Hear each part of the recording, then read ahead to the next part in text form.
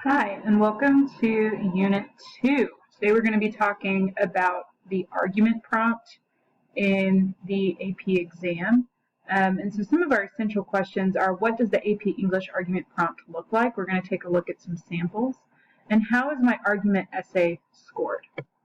To get us started, I would like for you to go ahead and complete the warm-up. You may pause the video to complete the warm-up, but please make sure you take time to do that because it is an excellent example of kind of what we're working toward. All right, so you should have completed the warm-up, and the warm-up asks us to choose one of the following from the bullet-pointed list of objects.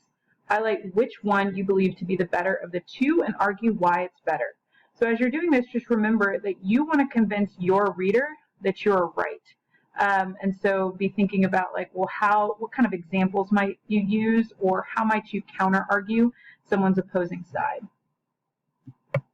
All right, so in these examples, I chose salt or pepper. And in this example, I'm going to argue that salt is more important than pepper is. It might seem trivial, but it does give us kind of an example of how do we really prove an argument, even when we're maybe not that passionate about it. So here's the example. While pepper adds spice and flavor to a meal, salt not only adds flavor, it adds a necessary mineral to the human diet. The human body cannot live without sodium. Salt allows us to transmit nerve impulses, regulate our muscle contractions, and regulate proper fluid balance. Without proper levels of sodium, the human body could experience a fatal condition called hyponatremia. And while it is possible to have too much of a good thing, it doesn't mean that salt is any less important than pepper. Your body can live without pepper. It cannot live without salt. So as you notice in my example, I'm already starting with a counter argument. Yes, pepper adds spice, and I'm acknowledging that. I'm conceding that it adds that spice and flavor. But my argument is centered around the fact that sodium is a necessary mineral in the human diet, and without it we would die. And so I continue to provide examples, and I continue to kind of refute this idea that pepper is as important as salt. You could have done this with a number of things, and maybe you had different examples, maybe you had personal examples. This was written really quickly. If I were adding more examples, I might add a personal example where my body did not have enough salt. And so because of that, I was hyponatremic and needed to seek medical assistance. So remember that when you are arguing, you want to provide those examples. You want to think about what the opposing side says, and you want to go ahead and refute that opposing argument. So as I said earlier, today we're going to be looking at the argument prompts that are on the AP exam. As you know from last unit, I'm going to move this over here. Sorry, this isn't as smooth as I would like. As you know from last unit, we have already covered the rhetorical analysis prompt. So you should be familiar with what that looks like on the AP exam, how to write an essay that answers the rhetorical analysis prompt, and how it is scored. This unit is going to focus on the argument prompt, and that is question 3 on your AP exam. On the day of your AP English exam, you're going to have 45 minutes to write each essay. So 45 minutes to write a synthesis essay, a rhetorical analysis essay, and an argument essay. This unit, again, focuses only on that argument essay, but synthesis and argument are very similar. There's just one main difference, which I'm going to cover in just a second. So we're going to take a look at a few argument prompt examples. As you can see, this is taken from a 2019 AP English Language and Composition free response questions. As I said earlier, there are 3 free response questions on your AP exam. One is the synthesis question, one is the rhetorical analysis, and the one we're studying in this unit is the argument prompt. So question 3, suggested time is 40 minutes. As I said earlier, you have about 40 to 45 minutes per essay, but you should not take longer than 45 minutes because if you are, you're cutting into your time for writing one of the other essays. This question counts for 1/3 of the total essay section score. Here's the prompt. The term overrated is often used to diminish concepts, places, roles, etc. that the speaker believes do not deserve the prestige they commonly enjoy. For example, many writers have argued that success is overrated. A character in a novel by Anthony Burgess famously describes Rome as a, quote, vastly overrated city, end quote. And Queen Rania of Jordan herself has asserted that, quote, being queen is overrated, end quote. Select a concept, place, role, etc., to which you believe that the term is overrated should be applied. Then write a well-developed essay in which you explain your judgment. Use appropriate evidence from your reading, experience, or observations to support your argument. This is another prompt, and this is the one we're going to be kind of focusing on today. But notice this is taken from the 2018 AP English Language and Composition free response question. So both of these prompts, 2019 and the 2018, were actual prompts that were given on the exam. In her book, Gift from the Sea, author and aviator Anne Moreau Lindbergh, lived 1906 to 2001, writes, quote, we tend not to choose the unknown, which might be a shock or a disappointment or simply a little difficult to cope with.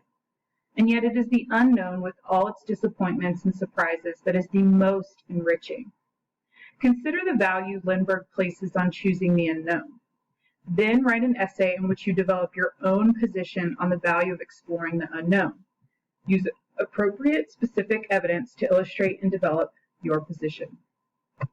Since we have read two argument prompt examples, I want you to go ahead and jot down some takeaways, like what do you notice about the argument prompt? So what should a student do to ensure that he or she is writing the prompt correctly? These takeaways can be anything. And once you have some jotted down, if you will also navigate to the Microsoft chat function and provide an example of one of the takeaways that you wrote down. And just to reiterate, you can pause the video and answer this question in the chat. What do you notice about the argument prompt? So there were several great examples in the chat, I'm sure, and there might be some that are different from what I have listed up here, and that's okay too.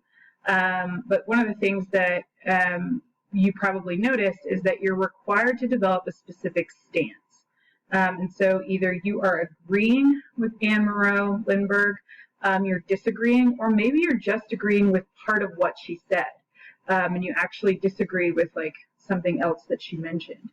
So you need to prove your stance with your own background knowledge or examples. There are no texts for you to pull evidence from.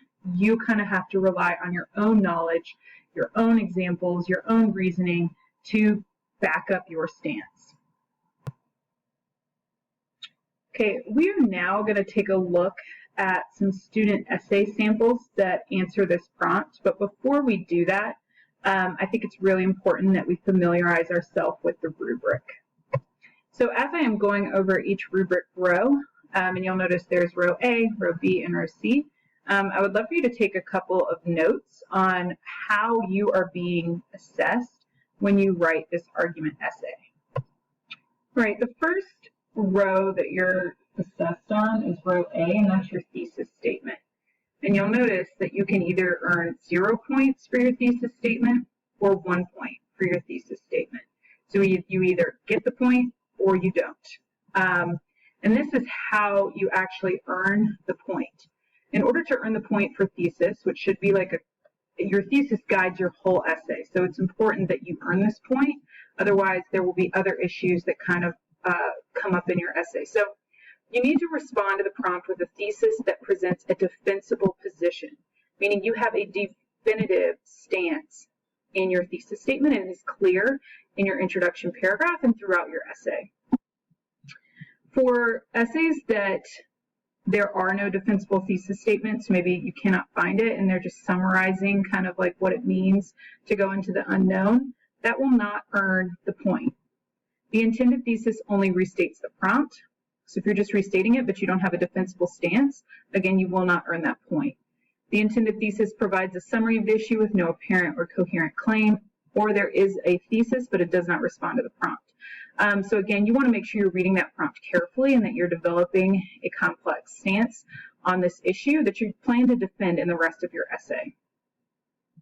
You can also see here that decision rules and scoring notes. So for essays that only restate the prompt, they do not take a position or the position is too vague and maybe they're arguing both sides but it's very confusing, or they state an obvious fact rather than making a claim that requires a defense, that those won't earn those. When you do respond to the prompt, rather than restating or rephrasing the prompt, and the thesis clearly takes a position, then yes, you will earn the point for thesis. A couple other quick notes, and you can see these down at the bottom, the additional notes. The thesis may be more than one sentence, provided that the sentences are in close proximity. So it's okay if your thesis is 2 sentences, but they should be next to each other, and it should be very clear that this is your stance. The thesis may be anywhere within the response. I recommend that it needs to be the last sentence of your intro paragraph. I think it's a good habit to get into that, especially when you're timed on this essay. To just have like an organization that you kind of stick to. But again, if it's very clear that your whole essay is arguing one single stance, then you can still earn it. The thesis may establish a line of reasoning that structures the essay, but it needn't do so to earn the thesis point. We are going to focus on that line of reasoning throughout this unit, and that's so we can earn another point, which is the sophistication point. A thesis that meets the criteria can be awarded the point whether or not the rest of the response successfully supports that line of reasoning. So again, we want to make sure we have a clear, defensible thesis in our essay. All right, and the next row that we're going to be assessed on is row B, and that's the evidence and commentary row. This row assesses you on your use of specific evidence and how well you're able to explain how that evidence supports your thesis statement. So you'll notice that you can earn anywhere from 0 to 4 points in evidence and commentary. So you either get 0 or 1 point for the thesis, and you get 0 through 4 points for evidence and commentary. You will not earn any points if you just simply restate the thesis and you repeat provided information or offer information that's irrelevant. So what we want to do is earn that points for evidence and commentary, and to do that, you'll notice that you have to provide evidence. So to earn 2 points, you provide some specific relevant evidence, and you explain how some of the evidence relates to the student's argument. In order to earn higher than those 2 points, you're going to need really specific evidence. So you're taking time to really explain reasoning that supports your stance.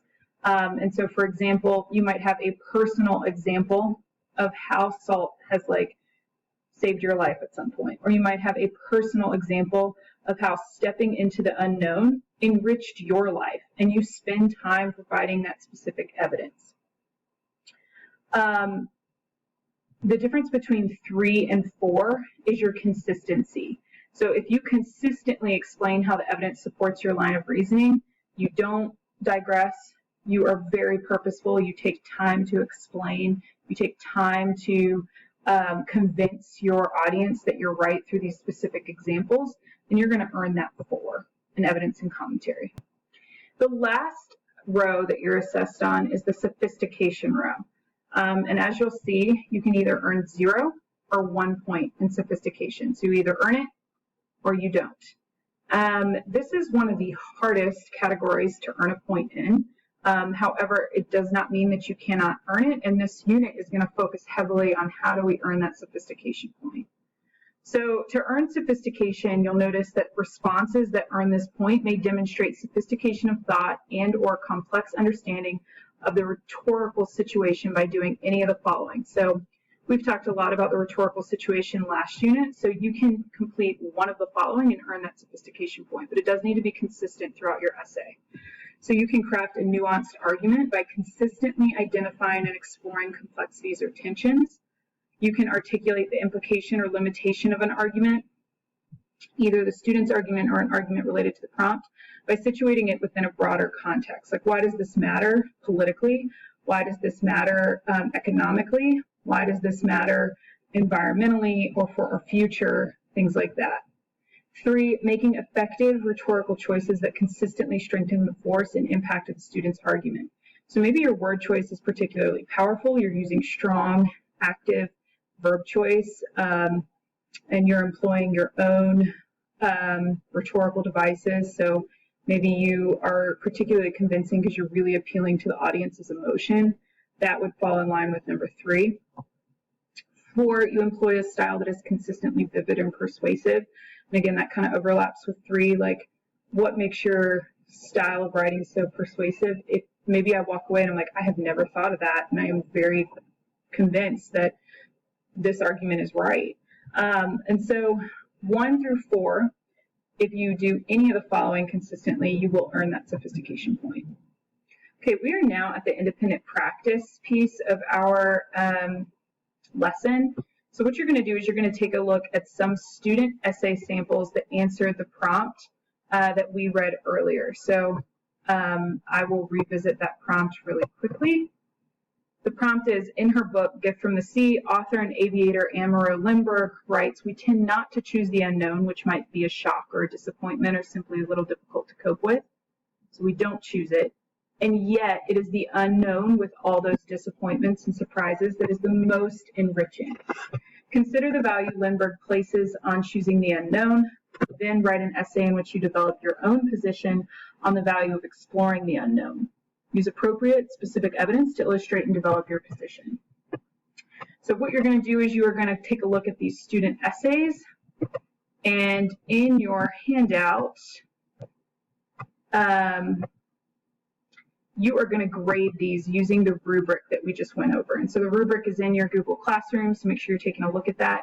So once you read sample C, and make sure you're actually reading sample C, because some of these I skipped around.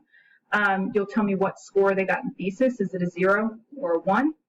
You'll tell me what score this essay got in evidence and commentary. Is it a 0, 1, 2, 3, or 4? And then you'll tell me what score they got in row C, sophistication. Is it a 0, 1? And then overall score, you total these up out of 6. So what score did this get earned out of 6? You're taking a look at all of these examples, and then in tomorrow's lesson, you will be able to check your work in tomorrow's lesson. All right, good luck. And if you have any questions, please don't hesitate to reach out with questions in the chat or to message your teacher.